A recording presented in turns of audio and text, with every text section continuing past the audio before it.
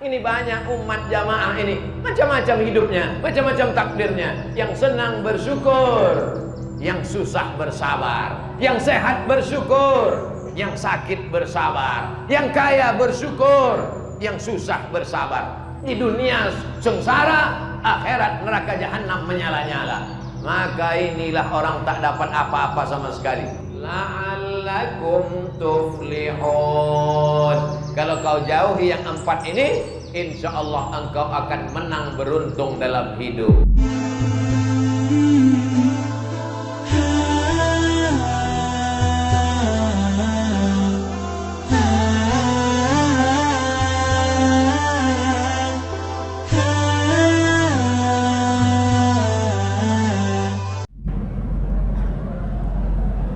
Ya ayyuhalladzina amanu, hai orang yang percaya. Orang yang percaya itu disebut mukmin. Kalau perempuan mukminah, maka disebut muslimin, muslimat, mukminin, mukminat. Muslimin, muslimat, mukminin, mukminat yang belum kawin dan belum sunat. Semuanya dimuliakan Allah Ta'ala. Innamal khamru, yang pertama khamar. Khamar, kain yang menutup rambut ibu namanya khimar. Apa namanya? Khimar. Pakai kha, khimar.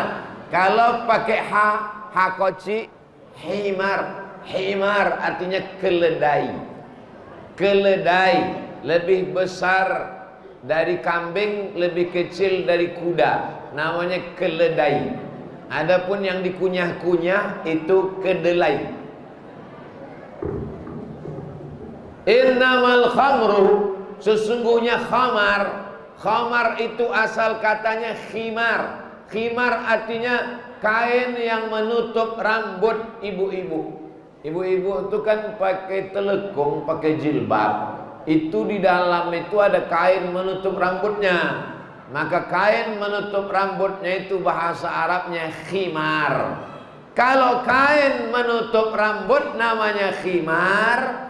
Kalau khamar, apa hubungan khamar dengan khimar? Kalau khimar menutup kepala, kalau khamar menutup isi kepala. Orang kalau sudah minum khamar, tertutup otaknya, tertutup isi kepalanya, tertutup akalnya. Tak bisa dibedakannya mana kawan, mana lawan, mana musuh, mana tetangga, mana anak orang, mana bini orang, mana bini dia. Namanya khamar. Orang duri menyebutnya apa khamar nih? Tua. Terserahlah, enggak tua, enggak kamput. Khamar itu asalnya anggur. Anggur itu di Mesir murah, Pak, murah, Bu. Musim panas, anggur itu 1 kilo cuma 2 pon. Zaman saya kuliah di Mesir tahun 1998 sampai 2002, 4 tahun saya di Mesir. Musim panas, bulan Juli, bulan Agustus, banjir anggur. Anggur itu sekilo cuma 2 pon. 1 pon 2000 perak. Berarti sekilo anggur berapa perak? 4000 perak anggur sekilo. 4000 perak anggur sekilo. Balik saya ke Pekanbaru, pergi saya ke supermarket, saya tengok 70.000. Gemah ripah loh jenawi, tongkat dan batu jadi tanaman. Tengok anggur 70.000. 4000 perak harga anggur sekilo. Kalau sudah banjir, anggur-anggur busuk, anggur-anggur berulat, anggur-anggur hitam. Maka anggur ini di Jazirah Arab sejak zaman jahiliyah memang banjir. Akhirnya anggur itu dipijak-pijak. Anggur itu diinjak ramai-ramai. Yang menginjak itu kaki yang elok, kaki yang busuk, kaki berkurap ikut menginjak. Lalu kemudian anggur tadi disaring pakai kain. Setelah disaring pakai kain, dimasukkan ke botol. Setelah dimasukkan ke botol seminggu, bebuih dia melalui proses namanya fermentasi. Lalu disitulah otomatis keluar satu zat yang disebut dengan alkohol. Bukan bahasa Arab, walaupun pakai al. Alkohol, almari, aluminium bukan bahasa Arab. Alkokat bukan bahasa Arab. Alkohol itu tercipta dengan sendirinya. Siapa yang mau buat alkohol, besok pagi beli anggur sekilo, habis itu di blender, setelah blender masukkan ke botol, simpan selama seminggu, berbuih dia, maka dia sudah berubah menjadi khamar. Kalau diminum hukumnya haram. Kalau kena kepada pakaian, ikhtilaf ulama. Nanti kita bahas. Innamal khamru, sesungguhnya khamar, asalnya khamar itu adalah cairan anggur. Bagaimana kalau yang bukan dari cairan anggur? Contohnya apa? Cairan nira. Ada nira di duri. Cairan nira dipotong pangkal kolang-kaling. Kolang-kaling kan? Potong pangkalnya kolang-kaling itu apa? Hah? Terserahlah apa, pokoknya bertangkai. Dipotong, habis itu menetes, ditampung pakai buluh, pakai bambu, manis. Tapi kalau dia dibiarkan bermalam, dikasih ragi, berbuih, melewati proses fermentasi, maka dia berubah menjadi ada zat alkoholnya. Maka kalau ada orang minum nira yang sudah fermentasi berbuih, ada alkoholnya, berubah dia menjadi tua. Apa hukum tua? Nanti kalau ada orang menantang, apa hukum tua? Haram. Mana dalilnya?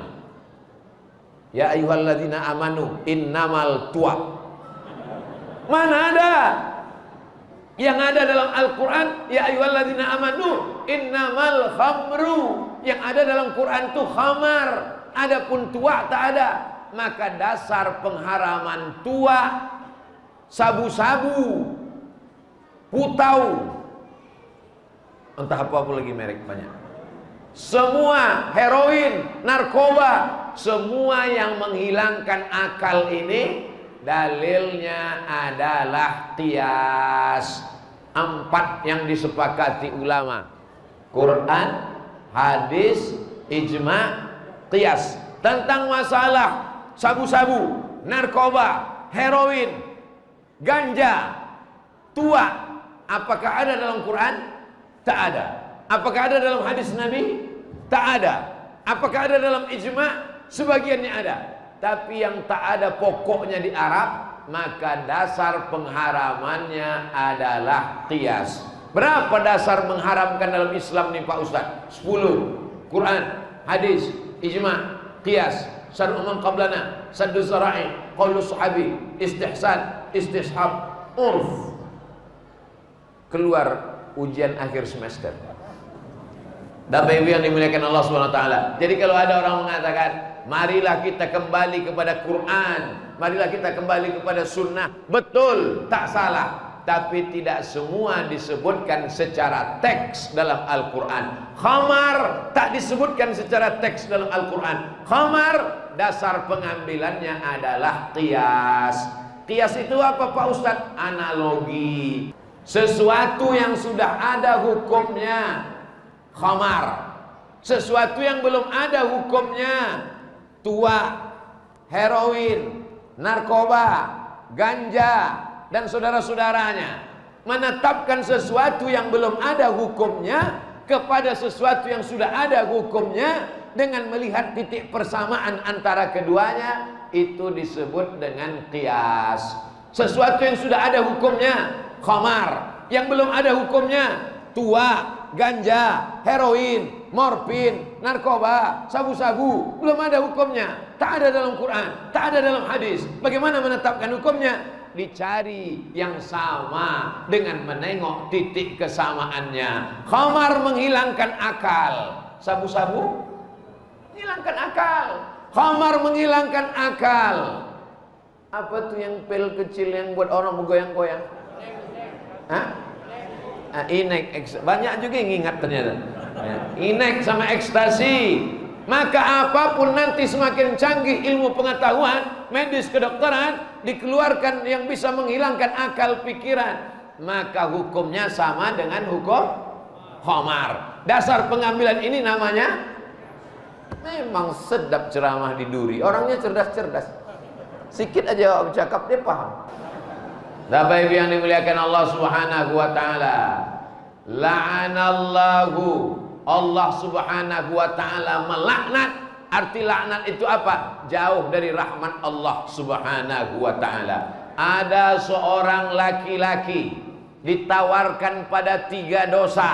Yang pertama berzina, yang kedua membunuh, yang ketiga minum khamar. Yang pertama berzina, yang kedua membunuh, yang ketiga minum khamar. Ditawarkan dia, hei, kamu kalau mau selamat pilih yang 3 ini. Kalau tak mau buat ini, kamu akan dihukum mati. Pertama berzina, yang kedua membunuh, yang ketiga minum khamar. Dia pikir-pikir, kalau membunuh ini besar dosanya. Kalau berzina ini mengganggu kehormatan hamba Allah. Yang paling ringan kalau begitu adalah minum khamar. Maka dia pun minum khamar. Setelah dia minum khamar, hilang akalnya, bangkit nafsunya. Ditengoknya perempuan itu, diperkosanya. Setelah diperkosanya, dia berzina. Nampaknya ada orang menyaksikan. Ini bahaya. Nanti perempuan ini hamil. Dia nanti akan menjadi masalah. Akhirnya membunuh. Gara-gara khamar, orang bisa menjadi pezina dan menjadi pembunuh. Itulah maka disebut induk dari segala dosa, nenek moyang dari segala dosa adalah minum khamar. Orang yang minum khamar tak diterima sholatnya 40 hari 40 malam. 40 hari malam dilaknat Allah Subhanahu wa taala. Orang yang minum khamar tercabut imannya. La yazni zani, la yashrabu syaribu hina yashrabu wa huwa mu'min. Orang yang minum khamar, ketika dia minum khamar itu tercabut imannya. Lalu kemudian yang meriwayatkan hadis ini namanya Abdullah bin Abbas. Nama muridnya yang mendengar namanya Ikrimah. Hai Abdullah bin Abbas, ayunza'ul iman, apakah iman itu bisa tercabut? Kata Abdullah bin Abbas, iman itu bisa tercabut. Bagaimana iman tercabut? Syabbaka baina asabihi, dijalinnya jari jemari, dijalinnya jari jemarinya begini. Summa naza'ahu, kemudian dicabutnya. Hakadza yunza'ul iman. Beginilah iman itu terlepas dari badan. Lepas iman itu dari badan ketika orang sedang minum khamar. Hina taba, ketika dia mandi taubat. Ketika masuk bulan Ramadan, dia sholat tarawih, taubat dia, berhenti dari narkoba, berhenti dari sabu-sabu, berhenti dari minum tua. Ada imannya masuk balik ke dalam. Mudah-mudahan yang imannya udah masuk balik ke dalam tak keluar lagi insyaallah. Bapak Ibu yang dimuliakan Allah Subhanahu wa taala, ini semua penting kita sampaikan ke anak-anak kita karena pergaulannya luar biasa. Maka dikatakan khamar itu kencing setan. Siapa yang meminum kencing setan, itulah yang orang mabuk kena khamar. Ini saya yakin dan percaya para peminat kencing setan pasti akan mengamuk mendengar ceramah saya ini. Ini nanti kalau di-upload di YouTube channel Ustaz Abdul Somad Official, nanti kalian tonton 2-3 hari lagi ceramah di Duri tentang kencing setan. Nanti kalau kalian tengok di situ ada yang ngasih jempol terbalik, itulah yang tukang minum kencing setan.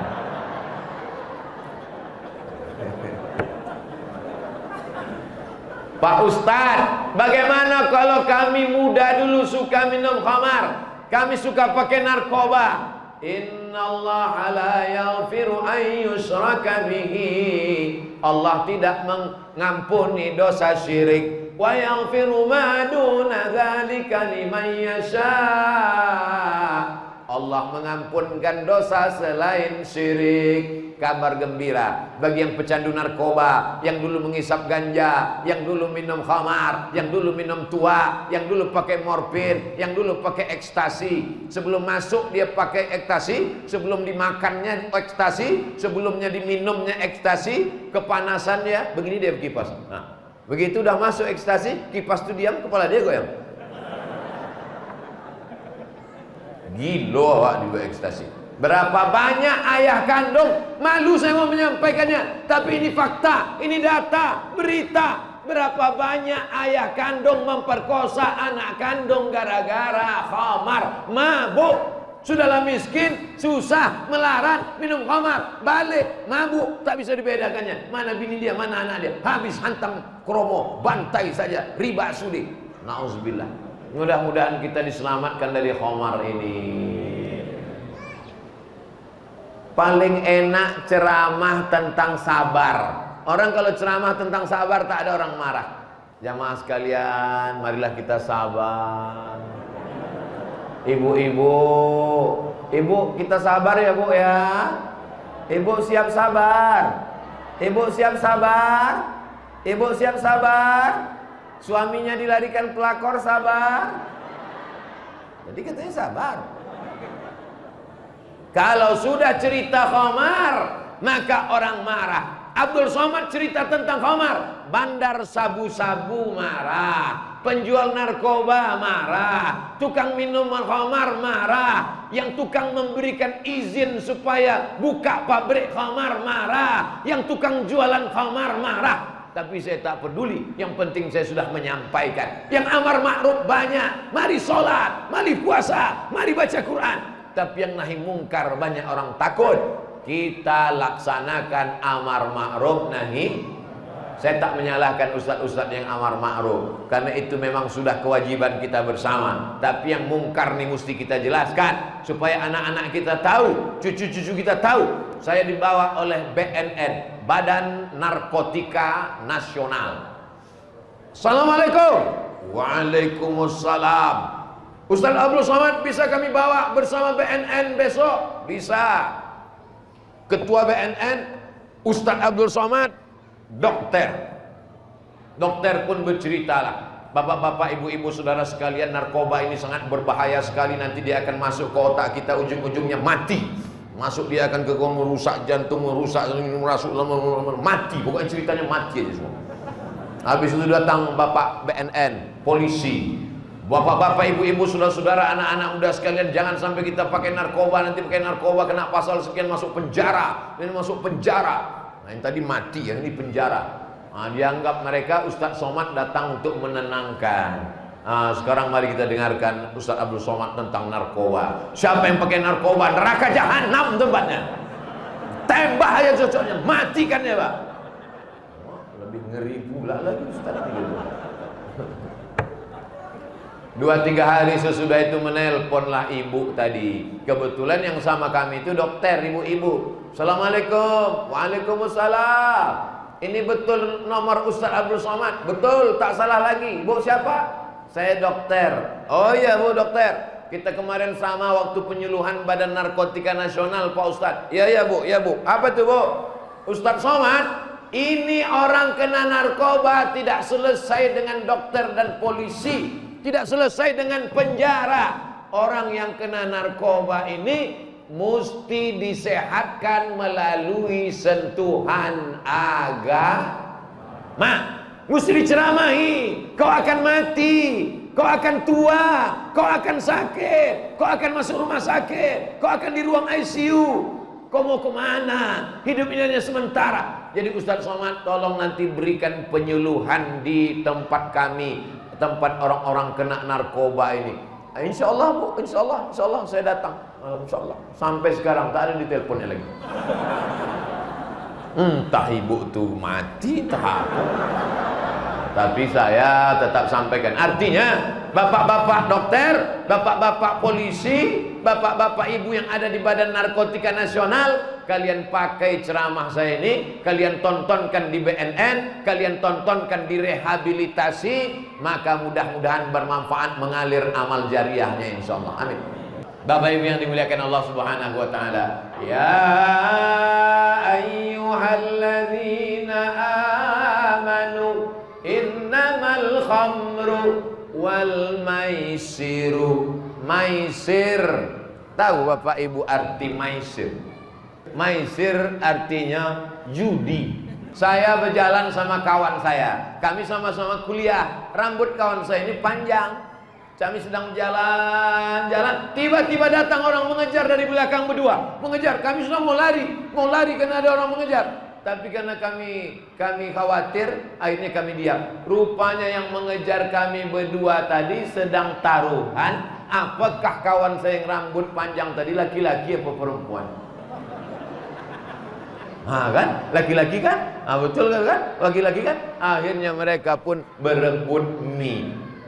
Bisa rambut panjang dijadikannya taruhan judi. Orang kalau punya darah judi Bapak Ibu, Apa aja bisa dijadikan judi. Ada perempuan yang hamil, itu ditebak. Itu laki-laki atau perempuan? Laki-laki atau perempuan? Laki-laki atau perempuan? Semua di otaknya ini mau dijadikannya judi. Mau dijadikannya judi semuanya. Jangan-jangan ibu bangun tidur pun jadinya judi. Ini miringnya ke kanan apa ke kiri? Ke kanan apa ke kiri? Ke kanan apa ke kiri? Bapak Ibu yang dimuliakan Allah Subhanahu wa taala, judi ini merusak. Makanya Roma Irama membuat lagu. Apa judul lagunya? Judi. Dia punya musik begitu bunyi. Bapak Ibu yang dimuliakan Allah Subhanahu wa taala, orang bisa berjudi pakai duit kerincing. Zaman saya sekolah dulu pakai duit. Satu gambar 50 perak, satu gambar burung. Namanya judi tuo. Masih ada juga yang ingat dulu ya. Bapak Ibu yang dimuliakan Allah Subhanahu wa taala, judi ini tidak akan pernah orang merasa puas. Menang 100 ingin 200, menang 200 ingin 400, sampai akhirnya rugi. Kalaupun ada orang menang berjudi, hanya sementara saja, dia tidak akan merasakan kenikmatan, dan dia sudah zalim aniaya, memakan harta orang. Dulu waktu masih ada SD, SB, waktu masih ada Korkas, tukang ojek, tukang gali paret, tukang beca, mereka ini bukan salah.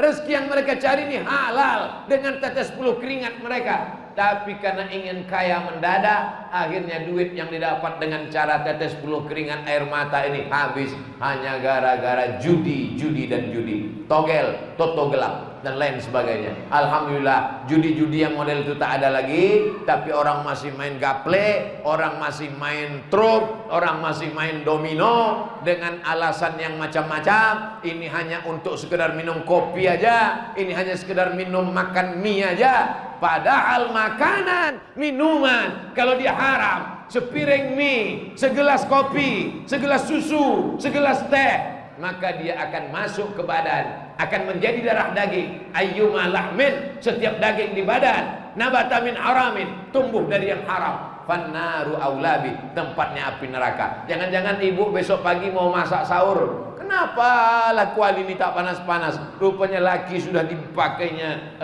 tabung gas main judi. Yang saya ceramahkan ini fiktif atau fakta? Fakta, kenyataan. Yang saya sampaikan ini, berapa banyak ibu-ibu yang mengadu kepada Ustadz, tolonglah Ustadz ceramah tentang judi Pak Ustadz. Motor kami sudah terlelang Pak Ustadz, surat tanah, bahkan surat rumah kami ini pun sudah digadaikan Pak Ustadz, hanya untuk judi. Suami sudah tak pulang-pulang lagi Pak Ustadz. Kalau begini caranya Pak Ustadz, daripada dia main judi terus, biarlah dia nikah sekali lagi, tak apa-apa Pak Ustadz. Oh, takut ibu. Kalau gitu lebih baiklah mati dia Pak Ustadz. Oh jangan, kita doakan supaya terbuka pintu hatinya, dapat hidayah insyaAllah. Amin. Bapak Ibu yang dimuliakan Allah Subhanahu wa taala, ceramah Ustadz Abdul Somad menyampaikan ayat-ayat Al-Quran, karena penyakit-penyakit ini dinyatakan secara jelas, tidak main sindir-sindir, langsung saja. Innamal khamru wal maisir. Yang ketiga, wal ansab. Wal ansab. Wal ansab artinya menyembelih binatang untuk patung-patung. Menyembelih binatang, kambing, ayam, kerbau, lembu, onta, burung puyuh, burung merpati, disembelih untuk pokok kayu yang rimbun dan rindang. Hai hantu, segala hantu penjaga, tolong kalian terima ini. Inilah persembahan kami ayam jantan. Terimalah ayam jantan, kaki hitam, mata hitam, bulu hidung hitam, semuanya hitam. Malam tu bermimpi, datang jinnya. Hai kau yang menyembelih tadi, ada kambing enggak? Masa dari dulu ayam-ayam terus katanya? Bosan dong katanya. Wal ansab, menyembelih binatang untuk berhala, menyembelih binatang untuk hutan. Itu hutan-hutan di Riau. Kalau mau dibuka kebun sawit, kebun karet, kebun gota, mau dibuka, itu mesti dipotongkan dulu ayam, dipotongkan daging kepala kambing. Supaya apa? Supaya apinya tidak melarat kemana-mana. Disemah. Orang Duri tahu menyemah. Semah namanya. Maka datanglah ulama. Datanglah ulama. Asal ke kanan tak berbunyi. Datanglah ulama.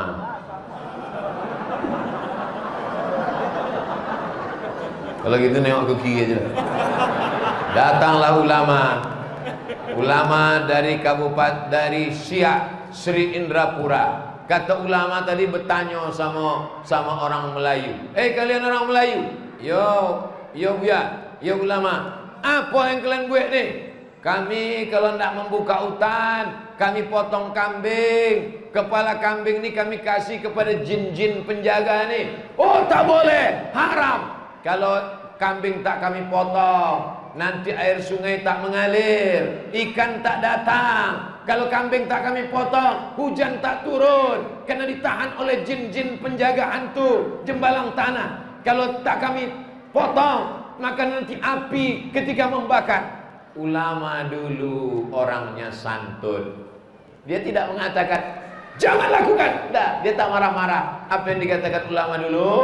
Kata dia, potonglah kambing itu, tapi yang masuk ke lubang tanah itu hanya darahnya saja. Potonglah, silakan potong. Kalian orang Melayu, kata mufti kerajaan Siak Sri Indrapura, kalian mau memotong, silakanlah potong. Silakan potong kambing, silakan potong ayam. Darahnya saja yang masuk ke dalam. Kepalanya Datuk, kepalanya Tuan, kepalanya antarkan ke rumah saya. Nah, apakah boleh orang Islam makan darah? Tak boleh. Hurriman alaikumul maitatu, haram makan bangkai. Waddamu, darah. Darah tak boleh. Darah kambing dipotong, leher kambing disembelih, darahnya ditampung di dalam mangkuk. Setelah beku macam agar-agar dipotong-potong, ditoco. Namanya toco hati leher. Haram. Haram hukumnya makan darah. Kenapa? Karena di darah itulah sumber segala bakteri, penyakit-penyakit. Makanya orang barat itu, sapi itu tak dipotongnya bu. Sapi tak dipotong, sapi disetrum, sapi ditembak pakai senapan, pakai pistol, namanya tulisannya stunning, bacaannya stunning. Ditembak ke kening, tup, bodoh mati. Stunning itu skalanya yang boleh paling tinggi 7. Kalau 7 ditembakkan ke sapi, dia sekedar bodoh, tidak mati. Setelah itu dipotong. Tapi kalau sampai 8, 9, 10 kena langsung mati. Makanya rumah-rumah potong tuh stunningnya mesti diperiksa, apakah 7 atau 9, 10. Tapi jangan pistol ini nanti ibu minta ke rumah potong dipakaikan ke laki. Laki yang mau ini temperamen, tembakkan ke koningnya 7. Habis itu bodoh. Bang, aku nak pergi arisan, abang mencuci ngepel. Iyalah. Kalau ada laki-laki ibu di Duri yang itulah kono stoning itu. Nah, maka ketika ulama-ulama dulu dengan dakwahnya yang lembut, dia mengatakan darahnya masukkan ke lubang tanah, tapi kepalanya jangan. Jadi kepalanya macam mana Datuk? Macam mana ulama? Macam mana Buya? Kepalanya kalian serahkan ke saya. Nanti kalau hantu ni mengamuk, kalau jembalang tanah ni mengamuk, macam mana? Afdhalul zikri fa'lam annahu la ilaha illallah, la ilaha illallah. Dibawanya oleh orang kampung meratib namanya. Ratib itu artinya zikir yang terus menerus. Makanya ada dalam tarekat Naksabandiyah namanya ratib toga. Karena berzikir sambil berdiri, la ilaha illallah, la ilaha illallah, sampai akhirnya hantu jembalangnya tanahnya hilang. Bukan hilang karena dikasih kepala kambing, tapi hilang karena la ilaha illallah. Para khalifah, para mursyid-mursyidin tarekat Naksabandiyah mengislamkan suku Sakai, mengislamkan orang Melayu dengan cara yang santun, tidak melarang orang motong. Silakan potong, darahnya buang, kepalanya antar ke rumah. Itulah asal muasal kalau Ustadz kenduri pasti dikasih kepala kambing. Ampun diundang kenduri kepala kambing, 3 kepala kambing. Ampun makan, kasihnya sendok, utak kambing tuh. Allahumma barik lana fi ma razaqtana wa qina azabannar. Nyami. Ustadz sekarang pula takut makan kepala kambing. Asal dimakan kepala kambing, balik ke rumah, lah mengamuk antu tadi gitu. Padahal ini kolesterolnya naik, padahal jantung koronernya naik. Tapi ibu yang dimuliakan Allah Subhanahu wa taala, alhamdulillah orang Duri tak ada lagi menyembelih ayam, darahnya disiram-siramkan ke toko. Orang Duri tak ada lagi menyembelih kambing, darahnya disiramkan ke mobil baru. Tak ada lagi orang Duri memotong kerbau lalu kemudian dimasukkan ke lubang tanah. Semua kepala kambing, kepala kerbau, kepala ayam sudah masuk ke kuali. Alhamdulillah. Memperjuangkan kepala kerbau dari lubang tanah ke kuali ini, itu perjuangan yang luar biasa. Ulama-ulama dulu, makanya dalam Islam diajarkan bahwa menyembah hanya kepada Allah, meminta hanya kepada Allah. Kalau masuk ke hutan, masuk ke kampung, Bismillahilladzi la yadurru ma'asmihi syai'un fil ardi wala fis sama. Bismillahi tawakkaltu 'ala Allah, la haula wala quwata illa billah. Kalau membuka tanah baru, dibacakan ayat kursi di sudut-sudut tanah. Sudut tanah, Allahu la ilaha illa huwal hayyul qayyum, la ta'khudhuhu sinatun wala nawm, lahu ma fis samawati wa ma fil ard. Man dzal ladzi yashfa'u 'indahu illa bi idzni, ya'lamu ma baina aydihim wa ma khalfahum, wa la yuhituna bi syai'in min 'ilmihi illa bima syaa. Wasi'a kursiyyus samawati wal ard, wa la ya'uduhu wa la ya'uduhu wa la ya'uduhu wa la ya'uduhu wa la ya'uduhu wa la ya'uduhu hifdzuhuma wa huwal 'aliyyul 'azim. Begitu yang dilakukan para sahabat Nabi. Mereka masuk ke rumahnya tengah malam, dia bacakan ayat kursi, minta tolong kepada Allah Subhanahu wa taala. Iyyaka na'budu wa iyyaka nasta'in, la haula wa la quwata illa billahil 'aliyyil 'azim. Jadi orang kalau tauhidnya kuat, insyaallah hantu jembalang tanah. Kenapa Pak Ustaz saya bacakan ayat kursi hantunya tak pergi? Karena yang membacakan itu dengan hantu yang dibacakan itu sama ulahnya. Allahu la ilaha illa huwal hayyul qayyum, la ta'khudhuhu sinatun wa la nawm. Kata hantu, aku sama kau sama-sama beda sikit aja. Seboleh dua boleh. Aku pun hafal juga kata hantu. Lebih dulu pula aku hafal dari kau lagi. Kau buat tobat semalam kata hantu. Bapak Ibu yang dimuliakan Allah Subhanahu wa taala. Makanya anak-anak kita perbaiki tauhidnya. Ini kadang ibu-ibu anaknya kecil malam, nak tidur, nanti datang hantu. Mestinya jangan kita ajarkan begitu. Anak kita ajarkan sebelum tidur ambil wudhu salat witir, usolli sunatal witri. Supaya apa? Kalau kau berwudu dikirim Allah malaikat. Sebelum tidur malam baca Fatihah, Qul huwallah, Qul rabbil falaq, Qul rabbin nas, ayat kursi, pangkal Al-Baqarah, ujung Al-Baqarah, hembuskan ke tapak tangan, disapukan ke muka, ke kepala, ke badan, miring ke kanan. Bismika Allahumma ahya wa amut. Nindak cepat-cepat tidur, nanti datang hantu. Bapak Ibu yang dimuliakan Allah Subhanahu wa taala, ini amat sangat penting. Kenapa? Karena ini berpengaruh kepada tauhid akidah kita kepada Allah Subhanahu wa taala. Ya ayyuhalladzina amanu innamal khamru sudah, wal maisiru sudah, wal ansabu menyembelih binatang untuk berhala sudah. Yang keempat, yang terakhir, wal azlam. Apa azlam ini? Azlam adalah anak panah. Ini anak panah. Payah pula anak panah. Anak panah yang belum dikasih bulu ayam. Di pangkal anak panah ini dikasih bulu ayam biar supaya arahnya tepat sasaran. Payah saya menjelaskannya karena tak ada anak panah. Kalau ada saya contohkan sekali mana. Anak panah ini 3. Anak panah ini 3. Jadi kalau mau membuat keputusan, maka anak panah ini digoncang. Masukkan ke tabung, digoncang. Misalnya besok dia mau pergi, mau musafir, maka digoncang anak panah. Tertulis itu, anak panah pergi, tidak pergi, kosong. Goncang. Besok pergi apa tidak ya? Goncang dulu. Goncang. Tengok. Pergi. Pergi. Besok bisnis apa tidak ya? Goncang. Besok jualan apa tidak ya? Goncang. Namanya azlam. Ada orang Duri namanya azlam. Kalau ada berarti tukang guncang anak panah. Setelah Islam datang, perbuatan azlam ini dilarang, diganti dengan istikharah.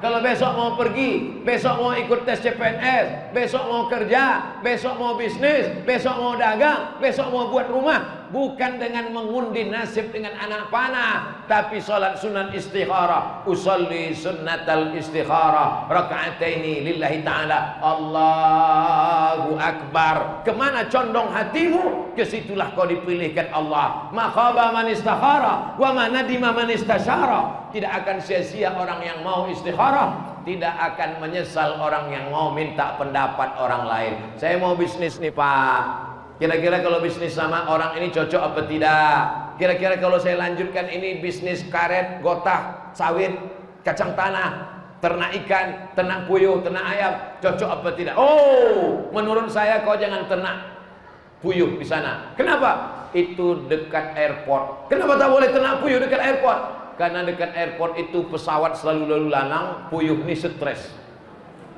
bising mendengar itu, akhirnya dia tak mau kawin. Akhirnya puyuh tak bertelur. Jadi ada ilmunya. Tanya kepada orang ilmu paham puyuh, peternakan, ada fakultasnya, ada doktornya, ada dosennya. Setelah itu baru istikharah, minta pendapat, bukan dengan menggoncang. Ini sekarang, kira-kira zaman sekarang masih ada orang yang mau mengambil keputusan dengan menggoncang? Masih ada? Ada. Malah lebih canggih lagi. Canggih lagi. Apa namanya? Dia buka laptopnya kalau di bisnis. Pak, gimana? Jadi kita bisnis besok? Tunggu sebentar, saya buka dulu www.goncanganakpanah.com. Zaman dulu orang bertanya ke dukun, pergi ke rumah dukun. Pak dukun, besok saya mau bisnis, boleh apa tidak? Kata Pak dukun, hari ini hari tak baik, jam ini jam tak baik. Kau lahir bulan apa? Bulan April. Bintangnya apa? Bintangnya Gemini. Oh, tak boleh bisnis hari ini, cocoknya hari ini. Maka ini semua dilarang dalam Islam, termasuk dalam mengundi nasib. Kita berkata la ilaha illallah. Tak ada jin, tak ada hantu, tak ada minta kepada setan, tak ada minta kepada dukun. La ilaha illallah Muhammadur Rasulullah. Kau bisnis, kau usaha, kau istikharah, kau berusaha. Kalau beruntung berarti Allah mengujimu dengan untung, dengan duit. Kalau rugi berarti Allah mengujimu dengan kerugian. Kau lulus dengan kerugian berarti kau sabar dapat pahala. Kau untung dengan keuntungan berarti kau bersyukur. Orang Islam tetap baik. Kalau dia untung dapat duit, bersyukur. La in syakartum la azidannakum. Kalau ternyata rugi, dia sabar, dapat juga pahala. Innama yuwaffas sabiruna ajrahum bighairi hisab. Kita mendekat kepada Allah dengan dua sayap, macam seekor burung yang terbang, maka dengan dua sayap dia pakai. Pertama, sayap syukur. Yang kedua, sayap sabar. Ini banyak umat jamaah ini, macam-macam hidupnya, macam-macam takdirnya. Yang senang bersyukur, yang susah bersabar, yang sehat bersyukur, yang sakit bersabar, yang kaya bersyukur, yang susah bersabar. Ada orang kaya bersyukur, 2 kali dia untung, hidupnya enak, syukur dapat surga. Sudahlah melarat, mabuk pula. Di dunia sengsara, akhirat neraka jahanam menyala-nyala. Maka inilah orang tak dapat apa-apa sama sekali. Innamal khamru wal maisiru wal ansabu wal azlamu. Apa kata Allah? Rijsun, najis, min amali syaitan, perbuatan setan. Fajtanibu, jauhi. 3 kata Allah tentang khamar. Khamar itu najis, perbuatan setan, jauhi. 3 kata Allah tentang narkoba. Narkoba itu najis, perbuatan setan, jauhi. 3 kata Allah tentang mengundi nasib. Mengundi nasib itu najis, perbuatan setan, jauhi. La'allakum tuflihun. Kalau kau jauhi yang 4 ini, insya Allah engkau akan menang beruntung dalam hidup. Amin.